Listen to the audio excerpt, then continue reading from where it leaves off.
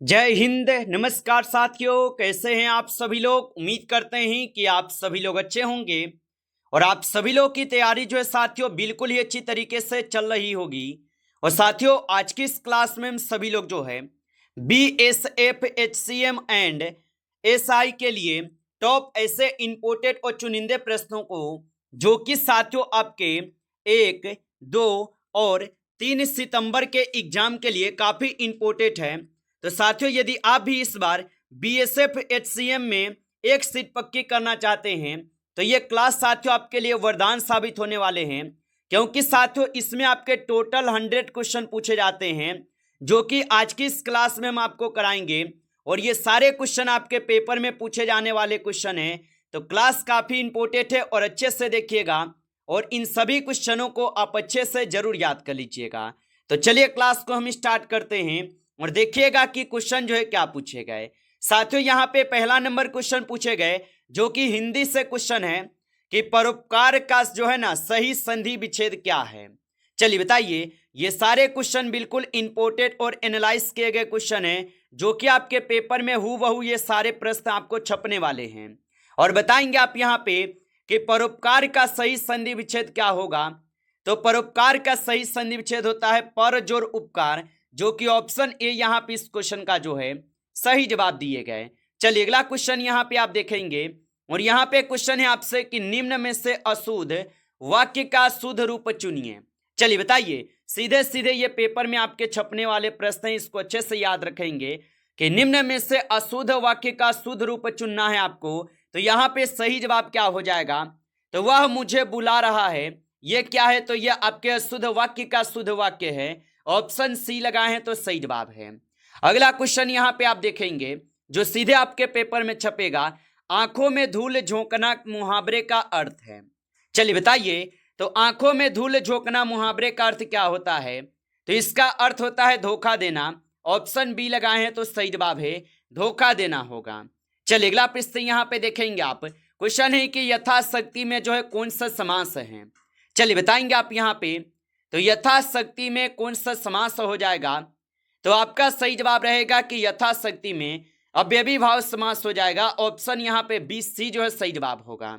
चलिए अगला प्रश्न देखेंगे जो हूबहू आपके पेपर में छपेगा कि नदिया शब्द का जो है एक वचन क्या है। तो नदिया शब्द का एक वचन क्या होगा। तो नदिया शब्द का एक वचन होता है नदी। ऑप्शन ए यहाँ पे इस क्वेश्चन का सही जवाब हो जाएंगे।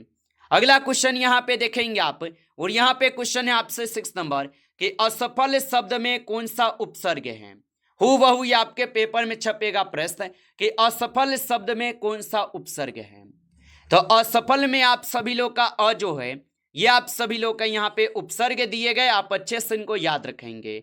अगला प्रश्न जो सीधे आपके पेपर में आएगा कि पृथ्वी का पर्यायवाची कौन सा है। तो पृथ्वी का पर्यायवाची जो कि यहाँ पे धारा हो जाएगा।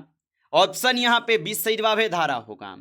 अगला प्रश्न जो सीधे आपके पेपर में हूबहू आएगा कि बच्चे मैदान में खेल रहे हैं, इसमें मैदान में कौन सा जो है यहाँ पे कारक है। चलिए बताइए। तो बच्चे मैदान में खेल रहे हैं, इसमें मैदान में कौन सा कारक है। तो यहाँ पे आपके अधिकरण कारक हो जाएगा। ऑप्शन यहाँ पे सी सही जवाब है। चलिए अगला प्रश्न यहाँ पे देखेंगे आप। क्वेश्चन है कि राम पुस्तक पढ़ रहा था, यहाँ पे में कौन सा काल है। तो राम पुस्तक पढ़ रहा था में कौन सा काल हो जाएगा।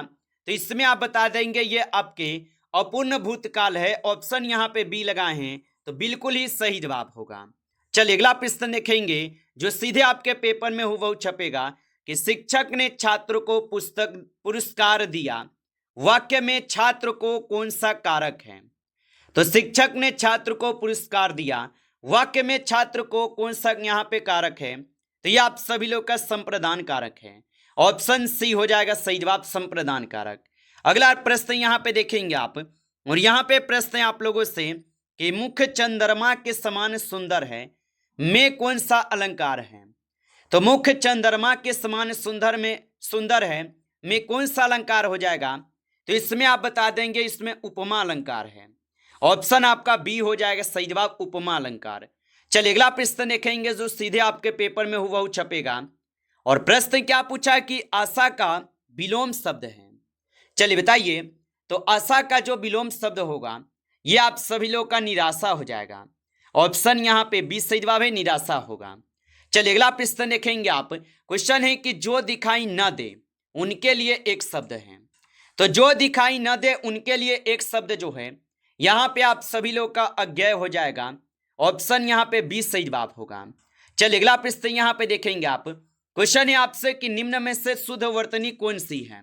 चलिए बताएंगे आप यहाँ पे कि निम्न में से शुद्ध वर्तनी कौन सी है।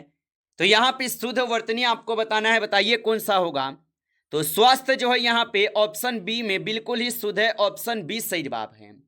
चलिए अगला प्रश्न यहाँ पे देखेंगे और यहाँ पे प्रश्न क्या पूछा आपसे कि मेरे पिताजी कल आएगा का शुद्ध रूप क्या होगा। तो इसका शुद्ध रूप भी बताइए क्या होगा। तो मेरे पिताजी कल आएंगे, ये आप सभी लोग का यहाँ पे शुद्ध वाक्य है, ऑप्शन बी सही जवाब है। चलिए अगला प्रश्न जो सीधे आपके पेपर में हुबहू छपेगा कि राम स्वयं बाजार गया, इसमें स्वयं कौन सा जो है ना शब्द भेद है।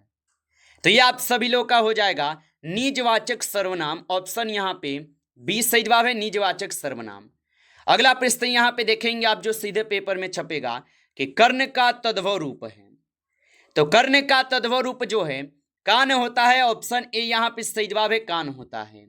अगला नंबर क्वेश्चन यहाँ पे दिए गए जो आपके पेपर में पूछेगा कि राजा का महल का समस्त पद है। तो राजा का महल का समस्त पद जो है यहाँ पे आप सभी लोग का राजमहल हो जाएगा, ऑप्शन ए सही जवाब है, राजमहल होगा। अगला नंबर क्वेश्चन यहाँ पे देखेंगे। क्वेश्चन क्या पूछा है कि दांतों तले उंगली दबाना का अर्थ क्या है। तो दांतों तले उंगली दबाना का अर्थ क्या है। तो दांतों तले उंगली दबाना इसका अर्थ यहाँ पे बताइए क्या होगा। तो बहुत आश्चर्यजनक होना, ऑप्शन यहाँ पे जो है बी सही जवाब होगा। आप अच्छे से इनको आप याद रखेंगे। चलिए अगला प्रश्न यहाँ पे देखेंगे आप और यहाँ पे क्वेश्चन आपसे दिए गए 20 नंबर क्वेश्चन है कि लड़का दौड़ता है, वाक्य में दौड़ता है ये क्या है। चलिए बताइए। तो लड़का दौड़ता है, वाक्य में दौड़ता है ये क्या होगा। तो ये आप सभी लोग का क्रिया हो जाएगा, ऑप्शन डी को आप यहाँ पे सही जवाब लगाएंगे, क्रिया हो जाएगा, याद रखेंगे। तो साथियों ये रहे आपके हिंदी के 20 क्वेश्चन। अब हम लोग चलते हैं कंप्यूटर के बेसिक 20 क्वेश्चन पे जो आपके सिलेबस में दिए भी गए हैं और 20 क्वेश्चन पूछता भी है। देखिए यहाँ पे दिए गए पहला नंबर सवाल कंप्यूटर से है कि कंप्यूटर में निर्देशों को संसाधित करने वाला मुख्य घटक जो है ना ये कौन सा है। चलिए बताइएगा कि कंप्यूटर में निर्देशों को संसाधित करने वाला मुख्य घटक कौन सा होगा। तो यहाँ पे इस क्वेश्चन का आप सही जवाब क्या लगा देंगे। तो यहाँ पे आप सही जवाब ऑप्शन बी लगा देंगे, सीपीयू हो जाएगा, ऑप्शन आपका बी सही जवाब है। चलिए अगला सवाल देखिए जो सीधे आपके पेपर में छपेगा। कंप्यूटर की अस्थायी मेमोरी जो है कौन सी है। तो कंप्यूटर की अस्थायी मेमोरी कौन सी होगा। तो कंप्यूटर की अस्थायी मेमोरी जो कि रैम होता है, ऑप्शन यहाँ पे बी सही जवाब होगा, रैम होगा। चलिए अगला प्रश्न यहाँ पे देखिएगा आप जो सीधे आपके पेपर में हुबहू छपेगा कि निम्नलिखित में से कौन सा इनपुट उपकरण है। चलिए बताइए कि निम्न में से कौन सा यहाँ पे इनपुट यहाँ पे उपकरण होगा। तो आपका सही जवाब रहेगा कीबोर्ड। कीबोर्ड जो है ये आप सभी लोग का इनपुट उपकरण है। अगला नंबर सवाल यहाँ पे दिए गए जो पूछे गए हैं कि एक बाइट में कितने बीट होते हैं। तो याद रखेंगे कि एक बाइट में जो है कुल आपके 8 यहाँ पे बीट होते हैं, ऑप्शन यहाँ पे आपका बी हो जाएगा सही जवाब। चलिए अगला नंबर क्वेश्चन यहाँ पे देखेंगे आप। क्वेश्चन है आपसे कि कंप्यूटर में गणितीय एवं तार्किक गणनाएं मुख्यतः जो है ना ये कौन करता है। तो कंप्यूटर में गणितीय एवं तार्किक गणनाएं मुख्यतः कौन करता है। तो ये करते हैं आप सभी लोग का कौन। तो यहाँ पे आप सही जवाब लगाएंगे ALU करते हैं, ऑप्शन यहाँ पे आपका बी सही जवाब होगा।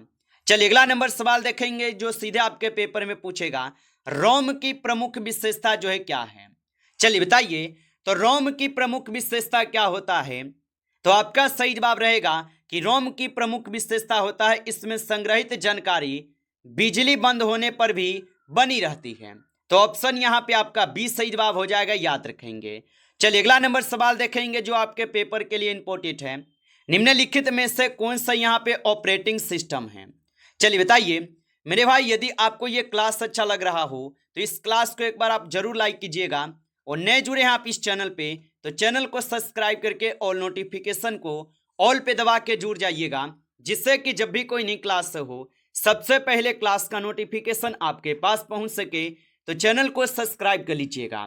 और ये हमारा पहला क्लास है। यदि आप लोग का सपोर्ट रहेगा तो बिल्कुल आपको यहाँ पे 2 दिन में ही आपको पूरे सिलेबस का निचोड़ करा देंगे यहाँ पे मैराथन क्लास, और बताएंगे निम्नलिखित में से कौन सा ऑपरेटिंग सिस्टम है। तो यहाँ पे आप सही जवाब लगा देंगे विंडोज। विंडोज जो है ये आपके ऑपरेटिंग सिस्टम है। चलिए अगला प्रश्न यहाँ पे देखेंगे आप 8 क्वेश्चन है। क्वेश्चन है कि कंप्यूटर में किसी फाइल को कॉपी करने के लिए सामान्यतः कौन सा शॉर्टकट का प्रयोग जो है ना किया जाता है। चलिए बताइए। तो कंप्यूटर में किसी फाइल को कॉपी करने के लिए सामान्यतः कौन सा शॉर्टकट प्रयोग किया जाता है। तो इसमें किए जाते हैं आप सभी लोग का Ctrl+C का प्रयोग। ऑप्शन यहाँ पे आप बी लगा रहे हैं तो बिल्कुल ही सही जवाब के साथ है, ऑप्शन बी सही जवाब है, Ctrl+C के साथ होगा। चलिए अगला प्रश्न यहाँ पे देखेंगे आप। क्वेश्चन है आपसे कि कॉपी की गई सामग्री को किसी स्थान पर रखने के लिए जो है कौन सा शॉर्टकट प्रयोग किया जाता है। तो कॉपी की गई सामग्री को किसी स्थान पर रखने के लिए कौन सा शॉर्टकट उपयोग करेंगे। तो यहाँ पे आप सही जवाब क्या लगा देंगे। तो सही जवाब आप ऑप्शन जो है यहाँ पे सी लगा देंगे, Ctrl+V लगाएंगे। ऑप्शन सी सही जवाब है, Ctrl+V का उपयोग करेंगे यहाँ पे। चलिए अगला प्रश्न यहाँ पे देखेंगे आप। क्वेश्चन पूछे गए कि इंटरनेट पर किसी वेबसाइट के पते को सामान्यतः जो है ये क्या कहा जाता है। तो इंटरनेट पर किसी वेबसाइट के पते को सामान्यतः क्या कहते हैं। तो इसे यहाँ पे URL कहते हैं। ऑप्शन यहाँ पे ए सही जवाब है, URL बोलते हैं। ऑप्शन ए सही जवाब है। चलिए अगला प्रश्न देखेंगे जो सीधे सीधे आपके पेपर में पूछेगा, www का पूर्ण रूप जो है क्या है। चलिए बताएंगे। आप सभी लोग भी सर्च करते होंगे कि www का पूर्ण रूप क्या है। तो याद रखेंगे इसका पूर्ण रूप होता है world wide web. Option A यहाँ पे जो है सही जवाब होगा, वर्ल्ड वाइड वेब होगा। चलिए अगला प्रश्न यहाँ पे देखेंगे आप। और यहाँ पे प्रश्न है आपसे कि निम्नलिखित में से कौन सा यहाँ पे वेब ब्राउजर है। चलिए बताएंगे। तो निम्नलिखित में से कौन सा यहाँ पे वेब ब्राउजर हो जाएगा। तो यहाँ पे गूगल क्रोम जो है यह आप सभी लोग का यहाँ पे वेब ब्राउजर हो जाएगा। अगला नंबर क्वेश्चन जो सीधे आपके पेपर के लिए इंपॉर्टेंट है, कंप्यूटर में डेटा को अस्थायी रूप से संग्रहित करने के लिए निम्न में से किसका उपयोग जो है किया जाता है। तो कंप्यूटर में डेटा को अस्थायी रूप से संग्रहित करने के लिए निम्न में से किसका उपयोग किया जाता है। तो इसमें आप सभी लोग के SSD यानी हार्ड डिस्क का उपयोग करते हैं। ऑप्शन यहाँ पे आपका सी सही जवाब है। चलिए अगला सवाल देखेंगे यहाँ पे जो आपके पेपर के लिए इंपॉर्टेंट है। MS वर्ल्ड में किसी दस्तावेज को सुरक्षित करने के लिए कौन सा शॉर्टकट प्रयोग जो है किया जाता है। तो MS वर्ड में किसी दस्तावेज को सुरक्षित करने के लिए कौन सा शॉर्टकट प्रयोग यहाँ पे प्रयोग किया जाता है। तो इसमें आप सभी लोग का Ctrl+S का प्रयोग होता है। ऑप्शन ए यहाँ पे सही जवाब है, Ctrl+S का प्रयोग होता है। चलिए अगला सवाल यहाँ पे देखेंगे आप। और प्रश्न है कि MS एक्सेल में पंक्ति और स्तंभ के मिलने से क्या बनता है। तो इसके मिलने से बनते हैं सेल। ऑप्शन यहाँ पे आपका हो जाएगा बी सही जवाब। चलिए अगला नंबर क्वेश्चन देखेंगे जो आपके पेपर के लिए इंपॉर्टेंट है। क्वेश्चन है कि ईमेल भेजने के लिए निम्न में से कौन सा प्रोटोकॉल जो है सामान्यतः प्रयोग होता है। तो ईमेल भेजने के लिए निम्न में से कौन सा यहाँ पे प्रोटोकॉल सामान्यतः प्रयोग होता है। तो इसमें यहाँ पे आप सही जवाब लगाइए क्या होता है। तो इसमें SMTP का जो है प्रयोग होता है। ऑप्शन ए सही जवाब है। अगला नंबर क्वेश्चन यहाँ पे आप देखेंगे कि कंप्यूटर वायरस से बचाव के लिए किस प्रकार के सॉफ्टवेयर का उपयोग जो है किया जाता है। तो कंप्यूटर वायरस से बचाव के लिए किस प्रकार के सॉफ्टवेयर का प्रयोग किया जाता है। तो इसमें आप सभी लोग का एंटीवायरस का प्रयोग होता है। ऑप्शन ए सही जवाब है। अगला नंबर क्वेश्चन यहाँ पे देखेंगे आप कि USB का पूर्ण रूप जो है ना ये क्या है। तो USB का पूर्ण रूप क्या होगा। तो इसका पूर्ण रूप होता है यहाँ पे क्या, तो आप बताएंगे यूनिवर्सल सीरियल बस। ऑप्शन यहाँ पे ए जो है सही जवाब होगा, याद रखेंगे। अगला नंबर क्वेश्चन यहाँ पे देखेंगे आप कि Ctrl+Z का प्रयोग सामान्यतः किस कार्य के लिए जो है ना किया जाता है। तो Ctrl+Z का प्रयोग सामान्यतः किस कार्य के लिए किया जाता है। तो ये आप सभी लोग के पिछली क्रिया को वापस लेने के लिए करते हैं। ऑप्शन यहाँ पे जो है 20 सही जवाब होगा, याद रखेंगे। चलिए अगला नंबर क्वेश्चन देखेंगे आप। क्वेश्चन है आपसे कि निम्नलिखित में से कौन सा एक आउटपुट उपकरण है। तो याद रखेंगे कि निम्नलिखित में से कौन सा एक आउटपुट उपकरण है। तो यहाँ पे सही जवाब क्या हो जाएंगे, तो यहाँ पे आप सही जवाब जो है ऑप्शन डी लगा देंगे, मॉनिटर हो जाएगा। ऑप्शन यहाँ पे आप सभी लोग का जो है डी सही जवाब है, मॉनिटर होगा। नमस्कार साथियों, इस क्लास में जो है टॉप आपके 40 क्वेश्चन थे जो कि काफी इंपॉर्टेंट क्वेश्चन थे। साथियों यदि आपको ये क्लास अच्छा लगा हो तो इस क्लास को एक बार लाइक कर लेंगे। नए जुड़े हैं आप इस चैनल पे तो चैनल को सब्सक्राइब करके ऑल नोटिफिकेशन को ऑल पे दबा के जुड़ जाइए, जिससे कि जब भी कोई नई क्लास हो सबसे पहले क्लास का नोटिफिकेशन आपके पास पहुंच सके। तो आप इस चैनल को सब्सक्राइब कर लीजिएगा। चलिए फिर मिलते हैं आपसे नेक्स्ट टॉपिक के साथ नेक्स्ट क्लास में। तब तक के लिए जय हिंद, जय भारत।